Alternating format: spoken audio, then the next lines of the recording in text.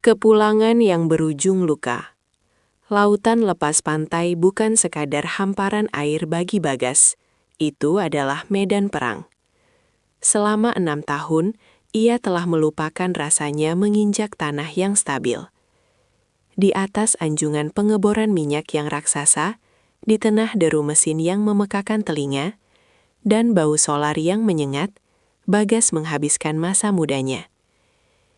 Kulitnya yang dulu cerah kini berubah menjadi legam, ditempa oleh sinar matahari khatulistiwa yang membakar dan garam laut yang mengelupas pori-pori. Setiap kali badai datang dan ombak setinggi 10 meter menghantam pilar besi tempatnya berdiri, Bagas hanya memejamkan mata dan membayangkan dua wajah, Laras, istrinya yang lembut, dan Alia, putri kecisnya yang mungkin sudah lupa seperti apa rupa ayahnya.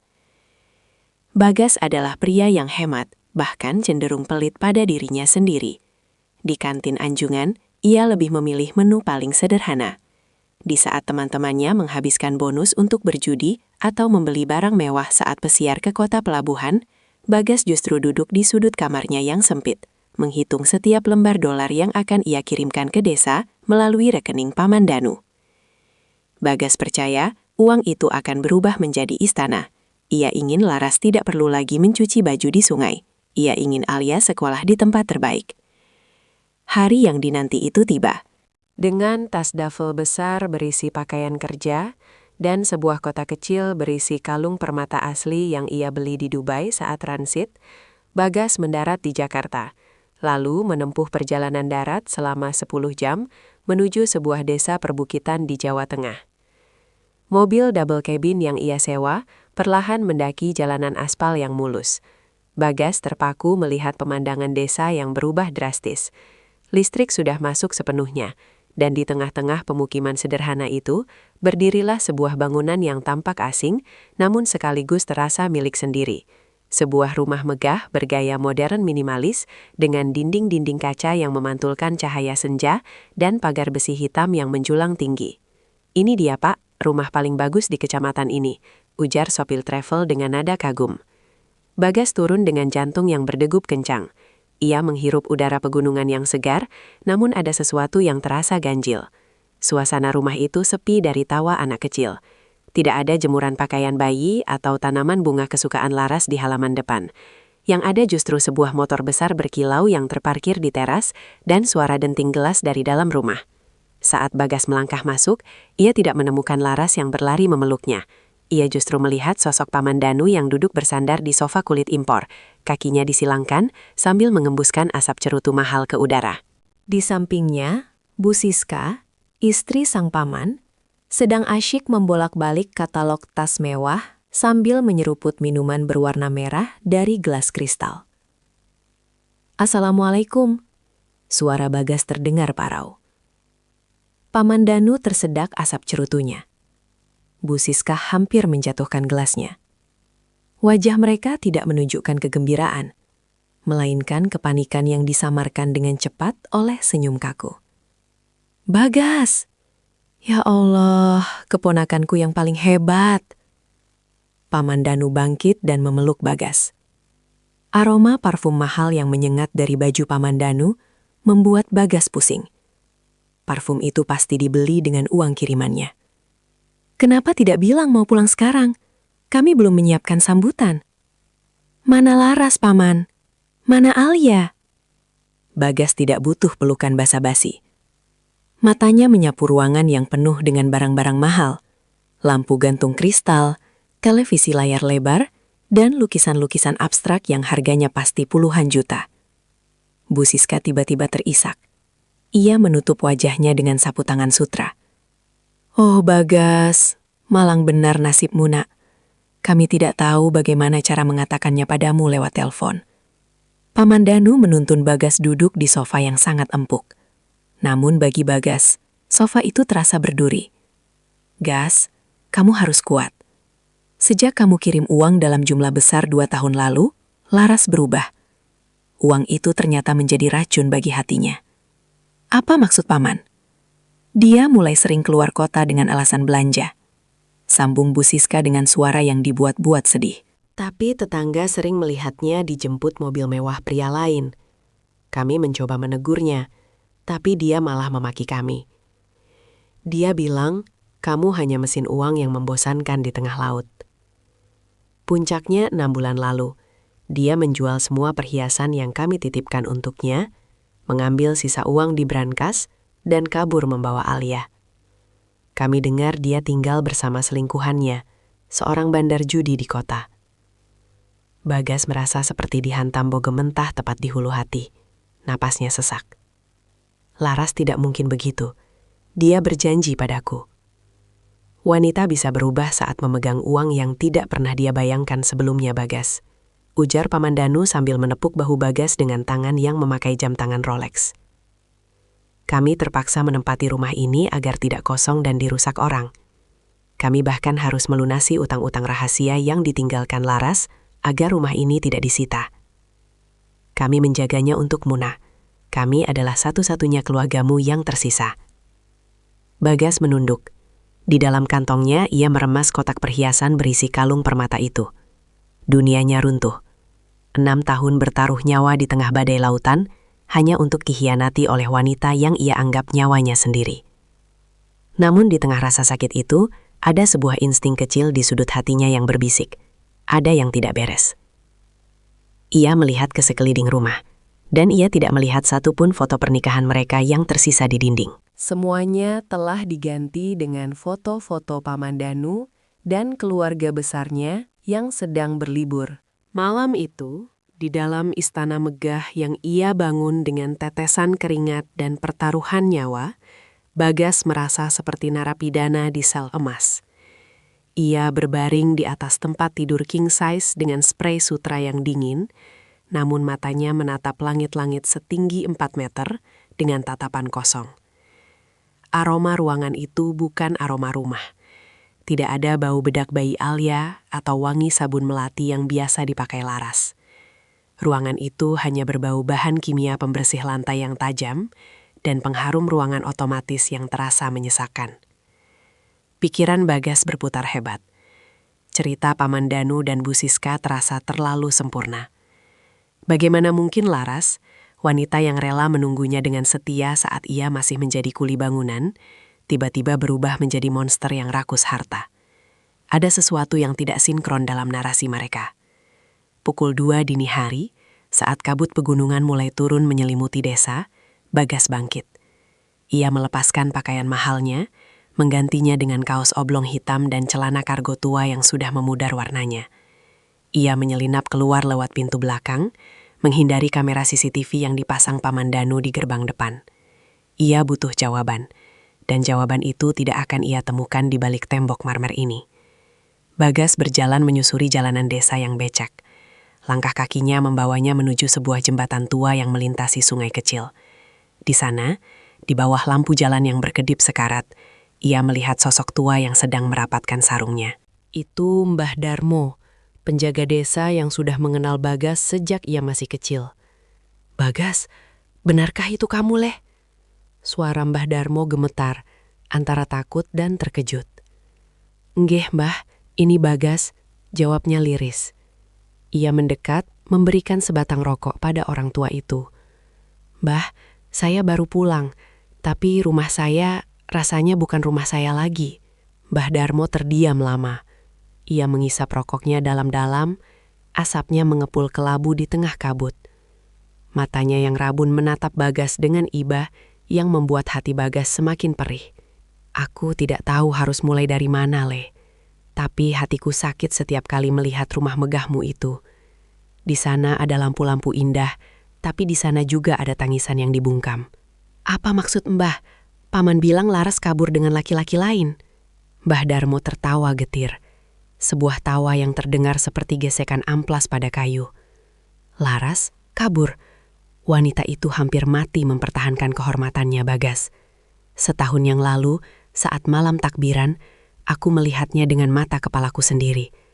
Pamanmu menyeretnya keluar rumah seperti menyeret bangkai binatang. Laras memohon, bersujud di kaki bibimu, memohon agar jangan dipisahkan dari rumah yang kamu bangun. Tapi apa yang mereka lakukan? Mereka menuduhnya mencuri berlian milik Bu Siska. Mereka memanggil warga, memfitnahnya, agar warga tidak ada yang berani menolong. Tangan Bagas mengepal begitu keras hingga kuku-kukunya memutih. Sekarang dia di mana, Mbah? Di ujung hutan, Le. Di gudang tua bekas pengeringan tembakau milik almarhum Pak Haji. Tidak ada yang mau menyewakan rumah padanya, karena takut pada ancaman pamanmu. Dia bilang, siapapun yang menolong Laras akan berurusan dengan hukum.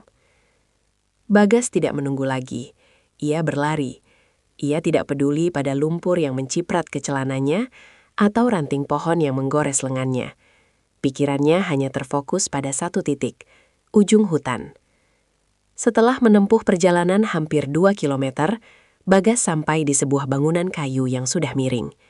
Itu adalah gudang tua yang sudah bertahun-tahun ditinggalkan. Dinding-dindingnya yang terbuat dari papan kayu sudah banyak yang bolong, ditambal seadanya dengan plastik bekas dan karung goni. Bau tembakau kering yang sudah membusuk karena lembab menyeruak dari sana. Di depan gudang itu ada sebuah tungku kecil yang masih menyisakan bara api. Bagas melihat tumpukan batu kali yang sudah pecah-pecah di sudut halaman. Dadanya terasa sesak. Laras, wanitanya yang dulu ia jaga agar kulitnya tidak tersentuh kasar, kini harus memecah batu untuk menyambung hidup. Dengan tangan gemetar, Bagas mendorong pentu kayu yang tidak memiliki kunci itu. Krit, suara engsel pintu yang berkarat membelah kesunyian malam. Di dalam, cahaya hanya berasal dari sebuah lampu minyak kecil yang diletakkan di atas kaleng biskuit. Di atas sebuah balai-balai bambu yang dialasi karung goni dan jarik tua, ia melihat dua sosok manusia yang saling berpelukan erat di bawah selimut yang sudah compang-camping. Siapa? Sebuah suara wanita memekik ketakutan. Sosok itu bangkit dengan cepat, meraih sebuah pisau dapur kecil yang sudah berkarat. Wajahnya tirus, matanya cekung, dan rambutnya yang dulu panjang indah kini tampak kusam dan berantakan. Namun Bagas tetap mengenari mata itu. Mata Laras. "Laras, ini Mas Dek." Suara Bagas pecah. Laras terpaku. Ia menjatuhkan pisaunya. Bukannya berlari memeluk, ia justru mundur ke sudut gudang, menutupi wajahnya dengan tangan yang kasar dan penuh luka gores. Tubuhnya gemetar hebat. Sebuah trauma yang mendalam tampak jelas dari gerak-geriknya. "Jangan pukul aku, Mas. Aku tidak selingkuh. Demi Tuhan, aku tidak pernah mengambil uang itu," isak Laras histeris. Ia merangkak melindungi Alia, putri mereka yang kini terbangun dan menatap Bagas dengan mata bulat yang penuh ketakutan. Bagas jatuh berlutut di tanah yang lembab. Air matanya tumpah tanpa bisa dibendung lagi. "Maafkan Mas, Laras. Maafkan kebodohan Mas yang mempercayai mereka. Mas tidak akan memukulmu, Mas datang untuk membawamu pulang." Alia, yang kini berusia 6 tahun, menatap pria asing di depannya. "Ayah?" tanyanya ragu. "Apa ayah datang untuk membawa nasi?" Kata-kata anak itu seperti belati yang menghujam jantung Bagas. Anaknya tidak bertanya soal mainan, tidak bertanya soal oleh-oleh. Dia hanya bertanya soal nasi. Bagas merangkak maju, memeluk kedua orang yang paling dicintainya itu. Laras awalnya kaku, namun perlahan ia merasakan kehangatan yang asli, bukan ancaman. Ia meledak dalam tangisan di dada Bagas, menumpahkan segala penderitaan, kelaparan, dan hinaan yang ia telan sendirian selama setahun terakhir. "Mas, mereka bilang Mas sudah punya istri baru di luar negeri. Paman bilang Mas yang memerintahkan mereka untuk mengusirku jika aku tidak mau menyerahkan sertifikat rumah," adu Laras di sela isaknya. Rahang Bagas mengeras, urat-urat di lehernya menonjol. Kemarahan yang luar biasa kini telah berubah menjadi dingin dan mematikan. Ia telah memutuskan. Paman Danu dan Bu Siska tidak boleh hanya diusir. Mereka harus merasakan kehancuran yang sama, perlahan dan menyakitkan. "Besok," bisik Bagas sambil mencium kening istrinya yang dingin. "Besok Mas akan membuat mereka menyerahkan semuanya kembali. Mas akan memainkan drama yang paling indah untuk mereka. Tidurlah sebentar lagi, sayang. Ini adalah malam terakhir kalian berada di tempat ini." Bagas mengeluarkan ponselnya, memotret setiap sudut gudang yang menyedihkan itu, memotret kaki Laras yang luka-luka, dan memotret piring plastik yang hanya berisi sisa singkong rebus. Bukti-bukti ini akan ia gunakan untuk menghancurkan mereka di depan semua orang yang mereka banggakan. Bagas melangkah kembali ke arah istana marmer itu saat semburat fajar mulai membelah langit. Sepatunya yang kotor oleh lumpur hutan sengaja ia tinggalkan di bagasi mobil sewaan yang ia parkir agak jauh. Ia masuk melalui pintu samping dengan wajah yang ia buat sekuyu mungkin. Mata yang sembab, bahu yang merosot, dan tatapan yang seolah telah kehilangan seluruh gairah hidup. Di dalam, Paman Danu dan Bu Siska rupanya sudah menunggu di ruang makan. Di atas meja jati yang panjang, tersaji sarapan mewah. Roti bakar gandum, sosis premium, dan kopi luwak yang aromanya memenuhi ruangan. Namun bagi Bagas, aroma itu tercium seperti bau busuk bangkai keserakahan. "Bagas, dari mana saja kamu, Nak? Paman dan Tante hampir menelepon polisi karena khawatir kamu melakukan hal nekat," ujar Paman Danu sambil mengunyah sosis dengan santai. Matanya yang licik menatap Bagas, mencoba membaca apakah keponakannya ini sudah menemukan sesuatu di luar sana. Bagas menghempaskan tubuhnya ke kursi. Tangannya gemetar. Sebuah akting yang ia sempurnakan dari rasa geram yang nyata. Saya pergi ke jembatan tua, Paman. Saya mencari Laras ke tempat-tempat yang dulu sering kami kunjungi. Tapi nihil. Tetangga di sana malah mencibir saya. Mereka bilang Laras memang sudah pergi dengan laki-laki kaya dari kota. Bu Siska bangkit, berjalan mendekat dan mengelus bahu Bagas dengan tangan yang penuh perhiasan. "Sudahlah, Gas. Wanita seperti itu tidak layak ditangisi. Dia hanya mencintai dompetmu, bukan dirimu. Kamu sekarang sudah sukses, sudah kaya. Lihat rumah ini. Ini adalah bukti bahwa kamu pria hebat. Laras hanyalah sampah yang sudah dibuang oleh takdir." Bagas menunduk, menyembunyikan kilatan kemarahan di matanya. "Tante benar. Saya bodoh. Saya terlalu percaya padanya. Padahal selama di laut, saya bekerja mati-matian hanya untuk dia." Paman Danu berdehem, merasa inilah saat yang tepat untuk masuk ke inti rencana mereka. "Nah, karena sekarang semuanya sudah jelas, lebih baik kita fokus ke depan. Uang kirimanmu selama ini memang banyak yang habis untuk menutupi ulah Laras, tapi Paman masih punya sisa beberapa untuk modal awal jika kamu mau buka bisnis di sini." Bagas tiba-tiba menegakkan punggungnya. Ia memasang wajah seolah teringat sesuatu yang sangat penting.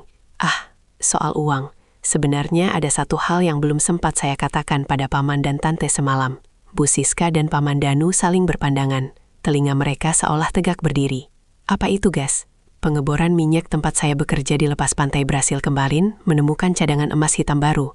Sebagai kepala teknis yang memimpin operasi, saya mendapat bonus special profit sharing yang luar biasa besar. Uangnya tidak saya masukkan ke rekening karena urusan pajak yang rumit di sana." Bagas merendahkan suaranya, seolah membocorkan rahasia negara. "Saya membawanya dalam bentuk tunai dan cek internasional di dalam koper hitam besar yang saya bawa semalam. Totalnya sekitar 10 miliar rupiah. Dek." Sosis di mulut Paman Danu seolah berhenti dikunyah. Gelas kopi Bu Siska berdenting keras saat diletakkan kembali ke meja. 10 miliar. Angka itu jauh melampaui imajinasi terliar mereka. Uang 3,5 miliar yang mereka gelapkan selama ini tiba-tiba terasa seperti uang receh. 10 miliar. Suara Bu Siska gemetar. Matanya mulai berbinar hijau karena keserakahan. "Tunai, Gas?" "Iya, Tante. Ada di kamar saya sekarang. Tadinya uang itu mau saya berikan semua ke Laras sebagai kejutan ulang tahun pernikahan kami.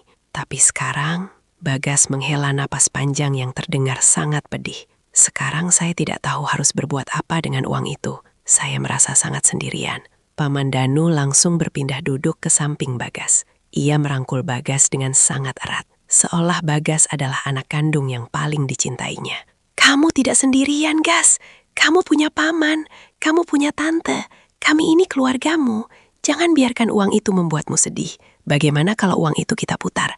Paman punya kenalan kontraktor besar. Kita bisa beli lahan di pinggir kota, bangun klaster perumahan atas nama kita. Maksud Paman, atas namamu, tapi Paman yang kelola." Bagas mengangguk pelan, tampak seperti kerbau yang dicocok hidungnya.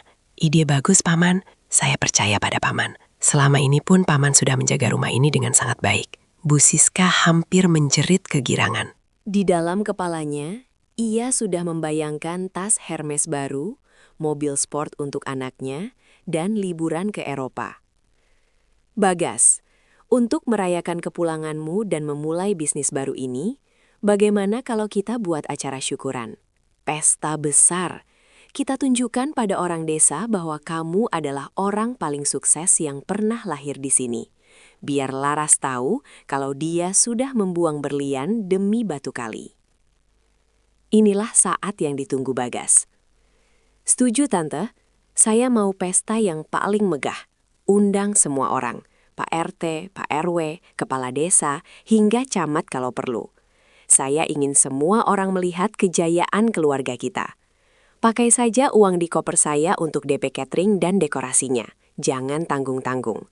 Saya mau ada panggung musik besar, makanan catering hotel berbintang, dan dekorasi bunga segar di seluruh halaman. Beres, Tante yang urus semuanya. Bu Siska berdiri dengan semangat membara. Tante akan pesan catering paling mahal dari kota. Tante akan sewa tenda VIP. Dan satu lagi, Paman. Bagas menatap Paman Danu dengan tatapan polos. Besok saat pesta, saya ingin kita tanda tangan kontrak kerjasama bisnis di depan semua orang. Saya ingin mengumumkan bahwa Paman adalah partner resmi saya. Jadi semua orang tahu kalau saya sangat menghargai jasa Paman. Paman Danu tertawa lebar, sebuah tawa yang terdengar sangat rakus. Tentu. Itu ide yang sangat brilian, Gas. Kamu memang keponakan yang berbakti. Setelah Paman Danu dan Bu Siska sibuk keluar rumah untuk memesan segala keperluan pesta, Bagas segera bergerak. Ia menelepon seseorang yang ia percayai, Pak Wijaya, seorang pengacara hukum papan atas yang juga mantan rekan bisnis ayahnya dulu. Pak Wijaya, semua bukti sudah siap? Sudah, Bagas. Tim saya sudah mendapatkan rekaman CCTV dari minimarket seberang jalan rumahmu yang merekam kejadian malam takbiran itu. Kami juga sudah melacak aliran dana dari rekening pamanmu ke beberapa pembelian aset pribadi mereka. Semuanya sudah lengkap dalam satu map. Bagus. Besok malam, datanglah ke pesta itu tepat saat saya memberikan pidato. Bawa semua dokumen aslinya. Dan pastikan Nyonya Laras sudah tampil seperti ratu paling cantik malam itu. Sore harinya, Bagas menyelinap pergi ke gudang tua tempat Laras bersembunyi. Ia tidak datang dengan tangan kosong. Ia membawa tim penata rias dan pakaian yang ia sewa dari kota dengan sangat rahasia. Laras awalnya ragu saat diminta memakai gaun malam berwarna hitam elegan yang bertabur kristal Swarovski. Namun, saat Bagas memegang tangannya dan berkata, "Ini bukan hanya soal baju, Laras. Ini adalah baju perangmu. Malam ini, dunia akan tahu siapa yang sebenarnya bersalah." Laras pun mengangguk teguh. Alia, putri kecil mereka, mengenakan gaun putih bak malaikat kecil. Wajahnya yang pucat kini tampak berseri setelah Bagas mengirimkan makanan bergizi dan vitamin selama 2 hari terakhir secara sembunyi-sembunyi. Bagas menatap istri dan anaknya. Kalian adalah alasan Mas tetap hidup di tengah badai laut. Dan malam ini, Mas akan pastikan badai itu berpindah ke rumah mewah itu. Malam penentuan. Pesta besar itu pun tiba. Halaman rumah mewah Bagas kini berubah menjadi lautan lampu-lampu kristal dan aroma hidangan mahal. Warga desa datang berbondong-bondong, terpukau melihat kemewahan yang belum pernah ada sebelumnya. Bu Siska tampil paling mencolok, dengan kebaya merah menyala dan perhiasan emas yang memenuhi leher dan lengannya. Ia berjalan ke sana kemari, menyalami warga dengan dagu terangkat tinggi, membanggakan kesuksesan keponakannya yang sebenarnya sedang ia rampok. Paman Danu berdiri di panggung kecil, memegang mikrofon dengan sombong. Terima kasih sudah datang semuanya. Malam ini adalah bukti bahwa kejujuran dan kerja keras akan membuahkan hasil. Bagas, keponakan saya, adalah contoh nyata. Dan mulai besok, kami akan membangun kerajaan bisnis baru bersama-sama. Bagas berdiri di sudut panggung, tersenyum miring sambil melihat jam tangannya. Ia melihat sebuah mobil sedan hitam mewah masuk ke halaman. Itu Pak Wijaya.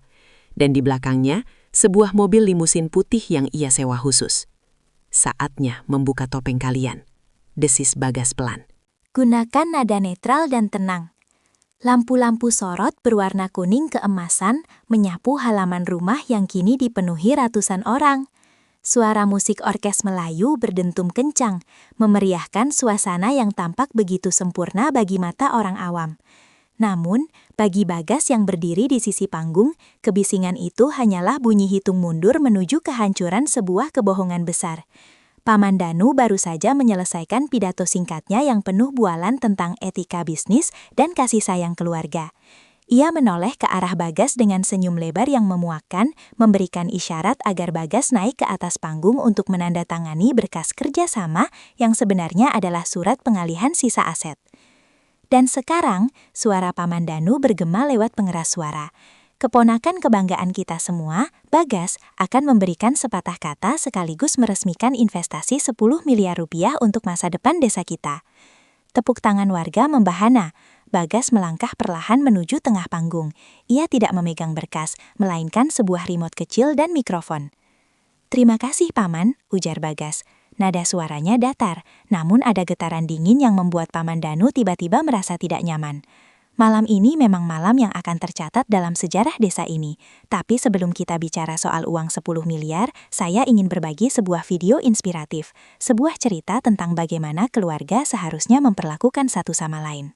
Bu Siska yang duduk di barisan depan dengan kalung emas barunya mulai mengerutkan kening. "Video apa, Gas? Jangan buang waktu. Warga ingin lihat peresmiannya," teriaknya mencoba menginterupsi. Bagas tidak memedulikan bibinya. Ia menekan tombol di remote-nya. Seketika, layar proyektor raksasa yang tadinya menampilkan foto-foto Bagas di atas kapal minyak berubah menjadi hitam. Suasana mendadak hening saat gambar hitam putih muncul. Itu adalah rekaman CCTV dari setahun yang lalu. Tanggal di pojok layar menunjukkan malam takbiran yang suci. Di layar itu, terlihat pintu depan rumah ini terbuka kasar. Warga terkesiap saat melihat sosok Bu Siska menyeret rambut seorang wanita yang sangat mereka kenal. "Laras." "Laras?" bisik seorang warga. Suasana yang tadinya riuh berubah menjadi sunyi senyap yang mencekam. Di layar, terlihat Pak Danu menendang punggung Laras, hingga wanita itu jatuh tersungkur di aspal yang basah karena hujan. Tak berhenti di situ, Alia kecil yang menangis sambil memeluk boneka lusuhnya didorong oleh Pak Danu hingga jatuh ke genangan air. Mereka melemparkan sebuah bungkusan plastik berisi baju-baju robek ke arah Laras, sebelum akhirnya membanting gerbang besi itu tepat di depan wajah wanita yang sedang meratap tersebut. Itu bohong, itu editan," teriak Pak Danu panik. Ia mencoba merampas mikrofon dari tangan Bagas, namun dua pria bertubuh tegap, anak buah Pak Wijaya, langsung menahan kedua lengannya. "Duduk, Paman, videonya belum selesai," ujar Bagas dingin. "Gunakan nada netral dan tenang." Layar proyektor beralih menampilkan foto-foto yang diambil Bagas semalam. Gudang tua yang bocor, kaki Laras yang penuh luka karena memecah batu, dan piring plastik berisi sisa singkong yang menjadi makan malam putri kandungnya. Kedatangan sang ratu.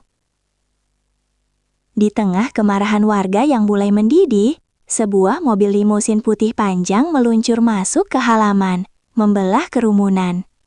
Pintu mobil terbuka secara otomatis. Laras turun. Ia mengenakan gaun hitam yang sangat elegan, dengan riasan wajah yang menonjolkan kecantikan alaminya, namun tetap menunjukkan ketegasan seorang wanita yang telah bangkit dari neraka. Di sampingnya, Alia menggenggam tangannya, mengenakan gaun putih seperti malaikat kecil yang baru saja turun ke bumi. Warga desa terpaku. Mereka yang dulu sempat mencibir Laras karena termakan fitnah Pak Danu, kini menunduk malu. Laras berjalan mantap menuju panggung. Setiap langkah hak tingginya di atas lantai marmer seolah menjadi palu pengadilan bagi Pak Danu dan Bu Siska. Bagas turun dari panggung menghampiri istrinya, dan mencium tangannya di depan semua orang. "Maafkan Mas Laras, malam ini semua yang mereka ambil akan kembali padamu," bisik Bagas. Bagas kembali ke panggung, kini didampingi oleh Pak Wijaya yang membawa tas koper berisi dokumen hukum.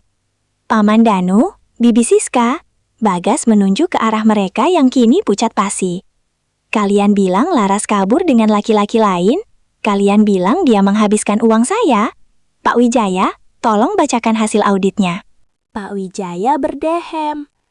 Berdasarkan bukti transfer dan audit rekening, Saudara Danu telah menggelapkan dana sebesar 3,4 miliar rupiah dalam kurun waktu 5 tahun. Dana tersebut digunakan untuk membeli rumah ini atas nama pribadinya, mobil Pajero di depan, serta berbagai perhiasan yang saat ini dipakai oleh Nyonya Siska. Tidak ada 1 rupiah pun yang diberikan kepada Nyonya Laras. Warga mulai berteriak, "Maling, penipu, usir mereka." Bu Siska menangis histeris, mencoba memegang kaki Bagas. "Bagas, ampuni kami hilaf. Tapi ingat uang 10 miliar itu, Gas. Kita masih bisa bicarakan ini." Bagas tersenyum sinis. Ia meminta anak buahnya membawa koper hitam besar yang sejak tadi diletakkan di tengah panggung. Ia membukanya di depan semua orang. Bukannya tumpukan dolar atau emas, koper itu berisi tumpukan koran bekas yang digulung rapi dengan selembar uang 100 ribuan di bagian paling atas untuk menipu mata yang rakus. "Uang 10 miliarnya tidak ada, Tante. Itu hanya pancingan agar kalian mau mengeluarkan semua uang tabungan kalian untuk membuat pesta mewah ini," ujar Bagas. Dan kabar buruknya, semua vendor catering, orkes, hingga penyewaan tenda ini, kontraknya saya tanda tangani atas nama Paman Danu. Kalian yang harus membayar tagihan sebesar 500 juta rupiah malam ini juga. Pak Danu lemas. Ia jatuh berlutut di atas panggung. Seluruh harta yang ia curi sudah tidak ada, dan kini ia justru terlilit utang pesta dalam semalam. Dan satu lagi, Bagas menyerahkan selembar kertas dari Pak Wijaya. Ini adalah surat perintah penyitaan rumah. Karena rumah ini dibangun dengan uang yang terbukti hasil penggelapan, pengadilan telah menetapkan bahwa rumah ini sah menjadi milik Laras Pratama sebagai ganti rugi material dan moral. Kalian punya waktu 10 menit untuk keluar dari sini. Tapi Bagas, kami mau tinggal di mana? Isak Bu Siska. Mungkin gudang tua di ujung hutan itu masih kosong, jawab Bagas tanpa emosi. Mbah Darmo, tolong antarkan mereka ke sana. Pastikan mereka merasakan dinginnya malam di bawah atap yang bocor. Warga desa yang geram ikut menggiring Pak Danu dan Bu Siska keluar dari gerbang. Mereka tidak diizinkan membawa apapun kecuali pakaian yang melekat di badan. Perhiasan emas di leher Bu Siska dilepas paksa oleh pihak pengacara sebagai bagian dari barang bukti penggelapan. Malam itu, gerbang besi rumah megah tersebut ditutup rapat. Di baliknya tidak ada lagi pengkhianat. Hanya ada Bagas, Laras, dan Alia yang duduk di ruang tengah, menikmati kedamaian yang sesungguhnya. Bagas memeluk Laras erat. "Rumah ini sekarang benar-benar menjadi istanamu, sayang." Kisah ini mengingatkan kita, jangan pernah membangun kebahagiaan di atas air mata orang lain, terutama mereka yang mempercayaimu sepenuhnya. Karena saat kebenaran datang, ia tidak hanya mengambil apa yang kamu curi, tapi juga menghancurkan martabat yang kamu banggakan.